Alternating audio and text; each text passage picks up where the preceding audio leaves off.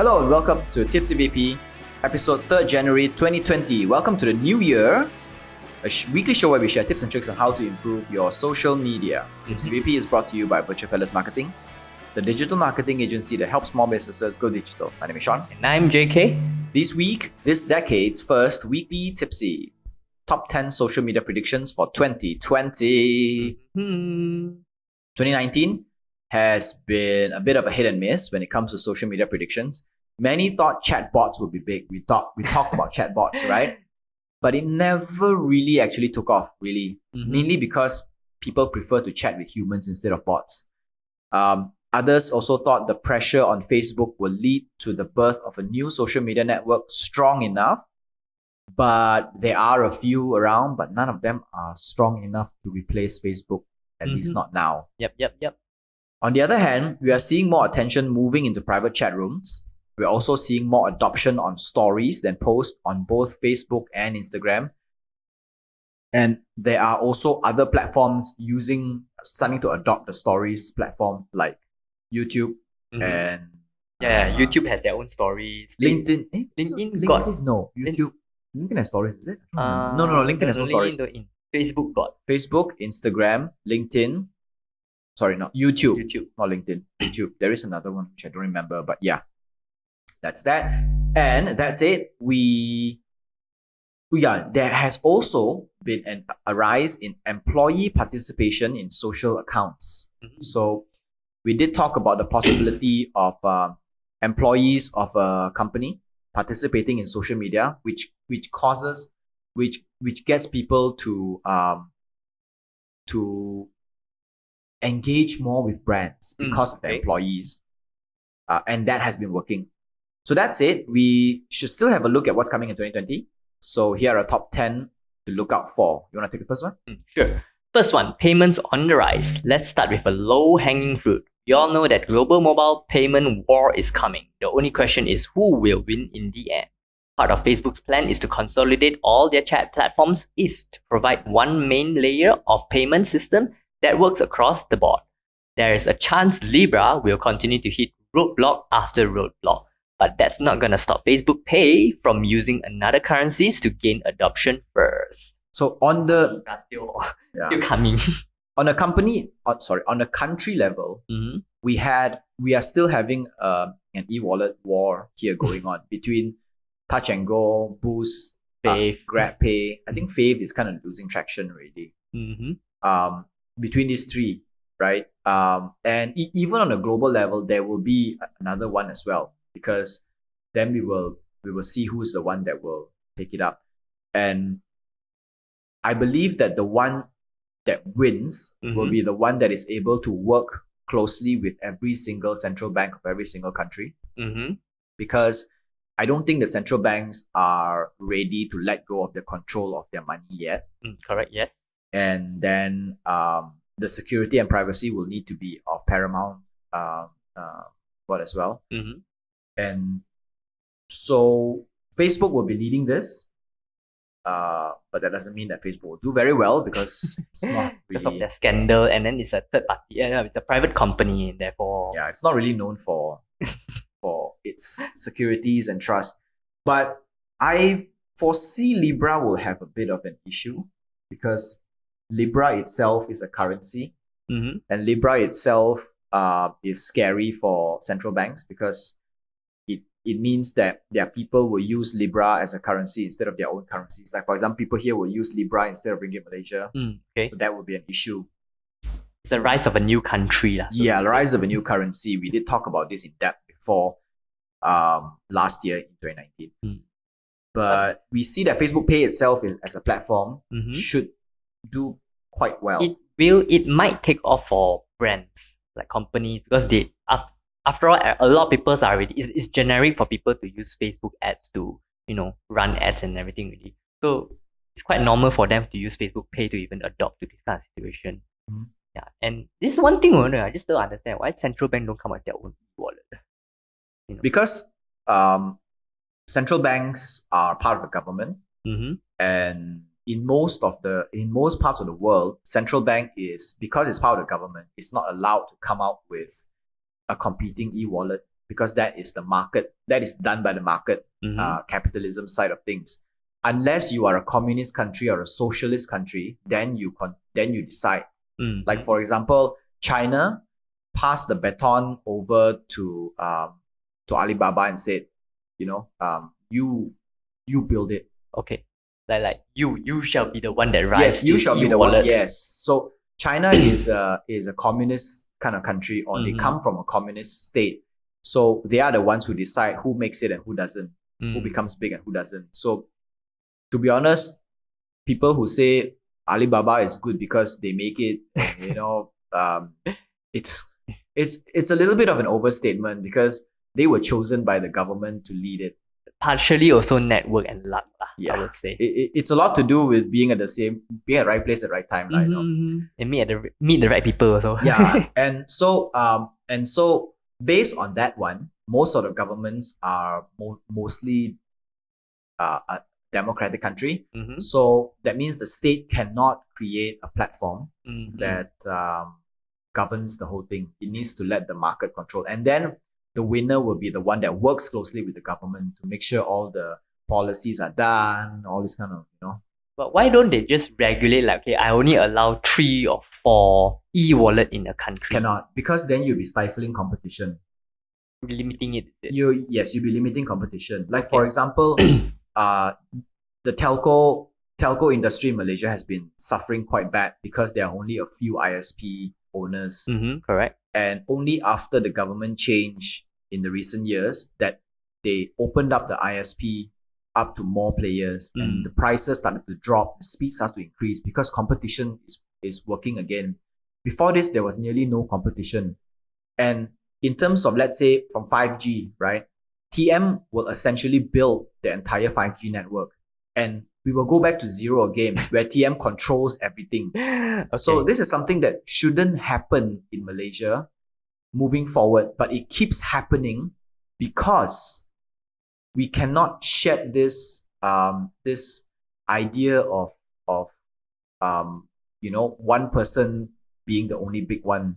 I mean, we are going a lot into economics and we're going a lot into politics, which is not supposed to be what we're talking about today, but it does go into this kind of things. So competition is good. The more players we have, the better it is. Okay. It can be a bit confusing at first, but when we have options and they are fighting with each other, at the end of the day, the customers will win. The customer will get the most benefit. Yes, we get the most benefits. Okay. And the less competitors we have, the less the customers will win.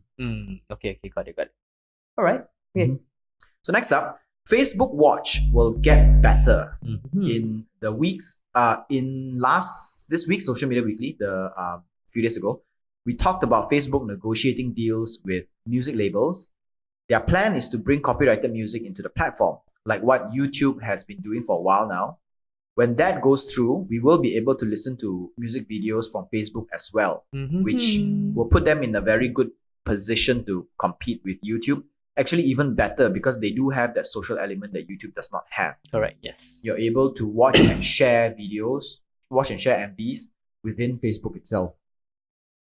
And that is going to transform Facebook Watch. Yeah, because YouTube can only leave comment. Yeah. That's all. Alright, third, more AR, cheaper VR. Honestly, we don't know why brands haven't included AR into their activation plans yet. AR filters is the new viral thing, and we hope 2020 will see them being put to good use. Who's 202? Clothing and makeup brands can totally consider using AR filters. We could also start seeing the first commercially viable AR glasses hitting shelves this year as well. Facebook is pushing for their own, so perhaps Google can reignite their Google Glass initiative too. There was a time when developers did not know whether AR and VR will win the alternative reality race, but now it seems AR is the one. VR will also keep improving, albeit not as dramatically as AR. 2020 we will see more affordable VR headsets that will hit the gaming industry. We have seen a lot of AR in the past 2 years, but they have all been from the comfort of our mobile devices, that screen. This year, hopefully, we can see it in our glasses. The the first ever rendition of heads-up display, where our glasses will double as an AR projector, kind of like what Google Glass used to be. Google Glass was actually a very good creation, but it was too many years too early. And I personally believe that Google should reignite the Google Glass initiative, build up Google Glass 2, and then to compete with Facebook. Because now I think the world is a lot more acceptance towards AI and VR. Yeah, they can accept it a little bit more compared to before. True. Yeah. And especially when now they are improving their Google Lens also. Yes. Yeah, the Google Lens looks quite amazing quite as well. Yeah, quite amazing. Where you can there is actually this live view Google Maps where you can actually turn on the camera while you're walking on Google Maps, and it can show you how the road actually looks like from your camera, and it can project out the road to take. Like you just swipe left, swipe right, and then you just go. It's quite amazing. I can like, ooh, Wei Han's house. Hello, Wei Han. So VR will also be moving forward, but of course not as dramatically and as fast as AR, because VR headsets are actually, frankly, still quite expensive, and VR headsets require a lot of power in the sense that you cannot use it without it being connected to something at all times. Okay.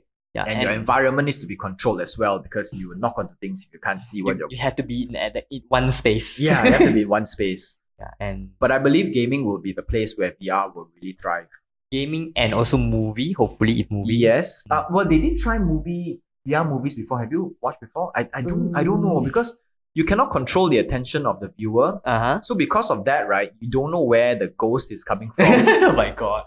It's quite scary. Yeah, so it does feel a bit weird. Unless, of course, you do like a VR version of a horror house. Yes, then it's a different story, right? Then it's more amazing. But if it's a movie where you sit down and you move your head around, no, I don't think so. Yeah, it's like the director have to like plan here, plan there. Like half of the audience miscue.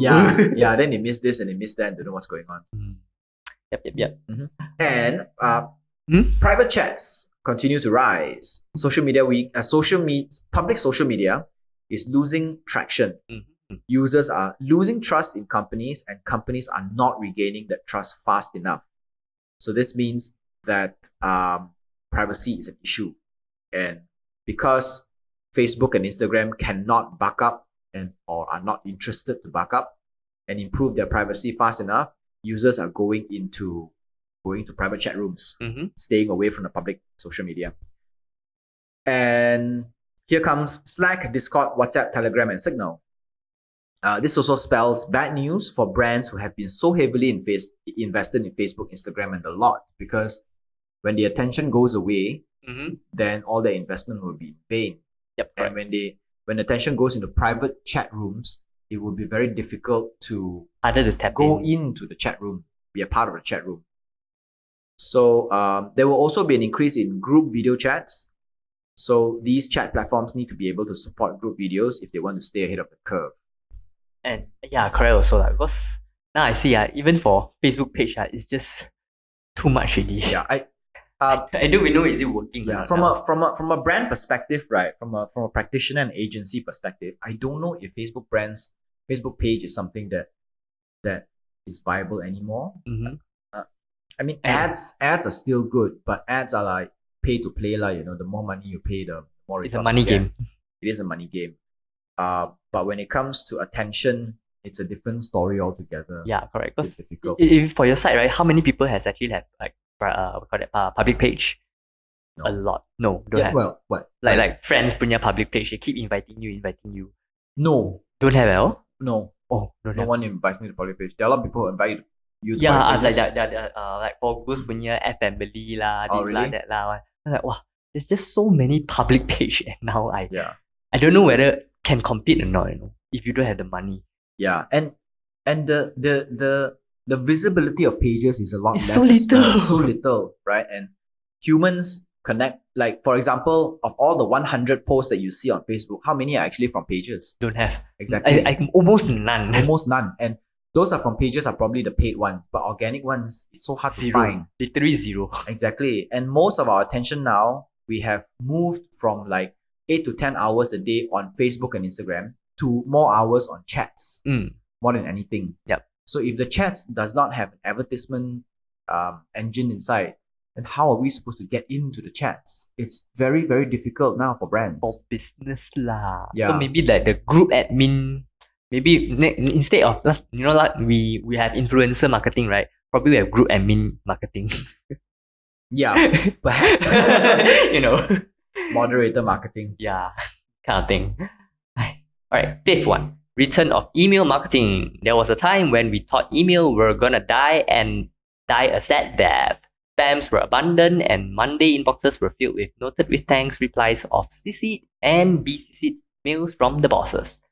Now that companies are moving into enterprise chats like Slack, Teams, and Workplace, 2020 will see email inboxes emptying up again. Here is a space that marketeers need to take advantage of. So we did talk about private chat rooms coming back. There is also a possibility that emails will return as well, because if all the enterprise communication goes into chat rooms, then emails will open up and then email marketing will become a viable option again. We did talk about this before as well. So it is time for brands to invest in collecting email addresses again and also collecting phone numbers again. Poor thing. Yeah. Right, we take a break from this Tipsy VP for an ad. This episode of Tipsy VP is brought to you by Chop Tiang Bee Cafe at the heart of Malacca, Malaysia. Chop Tiang Bee serves authentic Nyonya and fusion cuisines and is located at Jonker Street, just 5 minutes walk from the famous Red Square and A Famosa in Malacca City. Their most iconic dishes include the curry laksa and nasi lemak. Also equally impressive are their range of homemade cakes like the carrot cake which uses pineapples instead of raisins, and the Onde Onde cheesecake, which is a must try. I do hope that they can have both pineapple and raisins in the carrot cake because I love both of them. If you are headed to Shop Bee this New Year or Chinese New Year, be sure to get a 10% off of your entire receipt with promo code CTB10. That is CTB10. Tell them you heard of them from us at Tipsy BP. Yep. Right. Next one. Sixth, harder to target ads. It may be for the better, but it won't be good for marketeers. Social platforms are starting to clamp down on discriminatory advertisement targeting methods this year. It means that we will soon be seeing leads from irrelevant and spammy groups of people in our ads. Conversion rate will drop and client won't be happy at all. Yeah, like for example, Facebook is just disallowed us from asking for age on the lead forms, and a lot of them are in the US at least, or some countries, which means that it will soon come to us. It doesn't mean that it's not our problem. It will also just be lagging. Our problem. It's just lagging. So certain things like we cannot target certain zip codes or certain locations because they might think that we are discriminating against certain gender or certain age group or certain what is this called? People with certain spending power. So that means that conversion rate will drop. We will see more spams that will happen because a lot of our discriminatory advertisements, our attempt was actually to reduce the spam rather than to focus on certain people only. So that will be a bit of an issue as well. But the good news for Southeast Asia or Asia is that almost every country will have their own language, which means that we are still able to target based on language.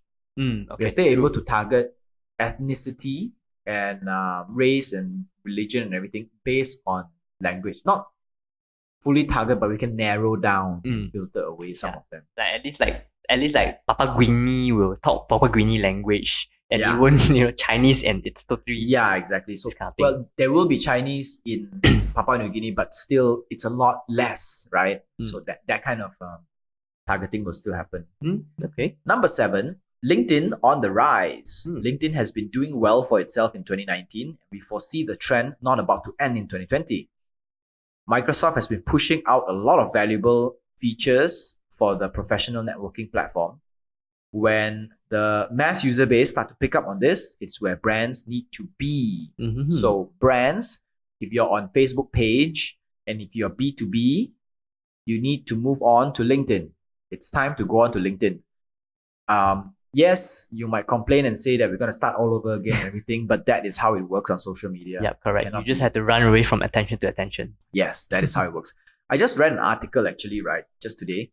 It says that LinkedIn, ever since it was acquired by Microsoft didn't do much to control what LinkedIn is doing. Okay. It just let the Let them CEO, do what is best. it just let the CEO decide what it needs to do and move forward with it. Which means that the thing that was preventing LinkedIn from moving forward and growing so fast was not ideas and skills and talents. It was funding. Okay. Now Right. with a lot more funding, they're able to launch things out faster. True. And also, would you play LinkedIn more or would you play Facebook more? I'm Personally. actually for VP we're on both. But I don't know. I'm actually still I'm a lot more on Instagram. Instagram, okay. LinkedIn is a very corporate kind of place, but yeah, true. there are not many people who engage with you on LinkedIn, but the people who engage with you on LinkedIn are more Quality-based. Yes, more quality and prominent people. So it becomes like if you get like let's say 1,000 views for your video on Facebook compared to 5 views on LinkedIn, those 5 views are the 5 that you actually want. Okay, makes sense. It matters a lot. It makes a lot of difference. True. Right, now, number 8. TikTok will become relevant. Throughout the entire 2019, brands know TikTok is a good platform to invest into, but nobody knows exactly how to do it. Most videos in there are quite senseless and uninformative, but there are also some little space for the occasional tips and tricks video. 2020, we will see the first brands finally figuring TikTok out, and others following suit. Eventually, TikTok will lose its appeal among users because it will be flooded with brands, but that could be a few years away. In the meantime, get ready to jump into TikTok full swing. If you are a B2C company on Facebook and Instagram, it's time to go into TikTok. Yes, it is still a bit of a hit and miss because nobody knows how TikTok actually works. And the way it works is not that you can't just repurpose the same content from Facebook onto TikTok. You have to like change the way you look at things. But TikTok's reach is organic, TikTok's engagement is organic, and it goes viral very easily. So if you want to, if a brand is struggling with Facebook and they want to look for a place to go into, TikTok is the one. The downside, however, is TikTok is right now populated with people who have minimal to no spending power.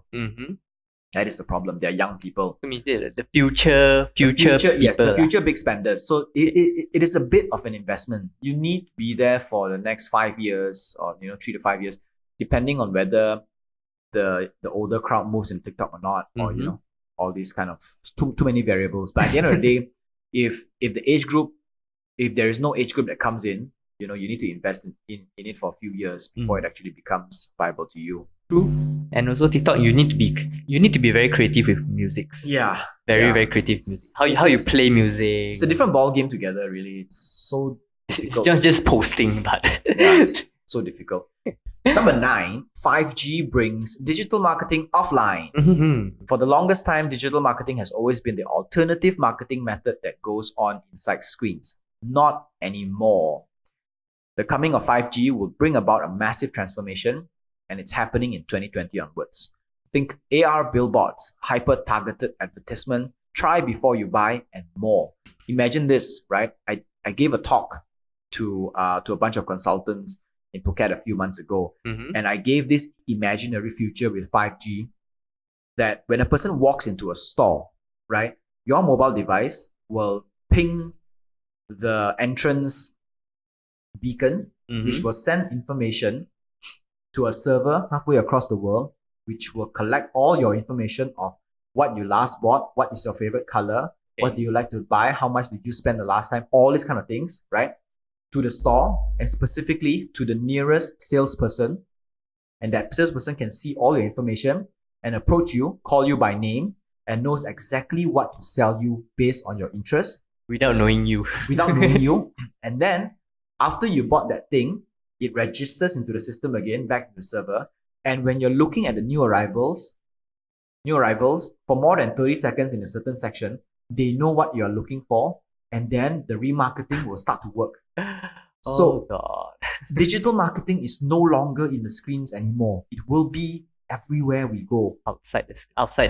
You mean out of the store itself? Out in the store, even in the real world. Like, for example, if you wear that Google Glass, right, that will be launched, maybe let's say, for example, if they relaunch the Google Glass, or if the Facebook version that will be launched sometime this year, you walk around the street and then there will be an AR billboard that come out. And that is the exact same shirt that you spend more than 30 seconds looking at just now. And then it appears there. Or let's say, for example, if you bought a pair of shoes and now they are selling you socks that will match with the color of your shoes. It's that kind of hyper targeting that will be happening. Very, very scary. And this is consumerism. Yeah, and this is how marketing will work. And 5G will make it happen because the speed of connection will be so fast and so immediate. It will. This is the future that is happening. It's a very minority report future. It's happening. And if we were to be digital marketers who sit down and still look at posts and advertisements on Facebook, we can't do that anymore. We need to think forward. What will we become? Digital marketing will transform into marketing as a whole. Especially AR billboards, right? Like one billboard can show different kind of ads to people. When I'm walking with you and I see that same corner, I will see a different ad than the ad you see. Correct, yeah. Because I need different things and you need different things. It's that kind of hyper targeting. I don't want to wear Google Glass anymore. If everybody is wearing it, you cannot not wear it. It's like having a mobile phone. Remember the days when we don't have a mobile phone? Mobile phone was an option. Oh, yeah. I remember the time where my father don't want to allow my mom to have mobile phone. Yeah. So it's that kind of days, and now everybody has a mobile phone because it's the mandatory. more important thing you have. Okay. And the last one, rising ad costs leads marketers to focus on original content. There was a time when most social media ads were from smaller brands and startups, right? Those days are gone. In the last 2 years, there has been an increase in ads from big brands. Alcohol, automotive, posh fashion brands are entering social media ads market, and they are bringing with them a ton of ads budget, more than we can afford. So with the limited supply of ad space in a given day, price will definitely shoot up. It is already happening. Although we can start our bid at 3 ringgit per day on Facebook, 3 ringgit can buy us significantly less engagement, reach, and impression than it used to a few years ago. We see this happening. Yep. This means most brands can no longer afford to pay for ads. In 2020, SMBs, small and medium businesses, will need to refocus on creating original content in order to fight for attention. So original content here means that brands can no longer just sell. We need to have content like a podcast or a weekly show or a personalized group chat. A personalized group chat or an FAQ that happens all the time, or a tips and tricks thing. So whatever it is, there has to be original content that you need to create every single on a regular basis in order to maintain the attention, branding attention, and we need to extend our ROIs from just one post to how many sales, rather than all the way to a longer scale, month to month or a quarter to quarter, or half year to half year. True. Yeah, I can really see that, especially like small, let's say small medium businesses. The best metaphor I can see is like Argo Naga's group chat, master group chat. Yeah. Where you share things and it's much more personalized. Yeah, it's much more personalized, and you share the same passion. So whatever like goes in there, let's say for example in that group chat, right? Someone goes in there and say, "Hey, I have a new brand of paddles to sell." The chance of selling Getting is a paddle so is much much higher better. because it's a niche, right? Correct. All right, so let's sum up this week's Weekly Tipsy. It's quite a long one. Top 10 social media predictions for 2020. Number 1, payments on the rise, e-wallets and all that. Number 2, Facebook Watch will get better with the help of music labels. Number 3, there will be more AR adoption, and VR will see less adoption, but it will get cheaper. They will focus on gaming. Private chats will continue to rise thanks to public social media that cannot seem to handle privacy properly. Number 5, return of email marketing, because private chats, enterprise private chats are on the rise. Marketing emails will be less used. So email marketing will be a good thing to get back on. Mm-hmm. Number 6, it will be harder to target ads thanks to all these anti-discriminatory policies. Number 7, LinkedIn will be on the rise. So if you're in B2B, focus on LinkedIn. TikTok will become relevant. If you're B2C, go for TikTok. 5G brings digital marketing offline. This is important because digital marketing, or marketing as we call it now, will need to transform, will evolve from creating ads on Facebook to actually doing a lot more. Mm-hmm. And number 10, rising ad costs will lead marketers to focus on original content. Because big companies are bringing all their dollars into Facebook and Instagram and Google, the only way to fight for attention as a small company is to create original content. Right, so that's all for this week. Third of Tipsy VP podcast is part of Social Media Weekly and is available on Anchor FM, Google Podcasts, Apple Podcasts, Spotify, Stitcher, and more. We post our full videos are available on YouTube, and we post bits and clips on Instagram and Facebook. This is Tipsy VP episode 3rd January 2019. My name is Sean. And I'm JK. Au revoir. Sayonara.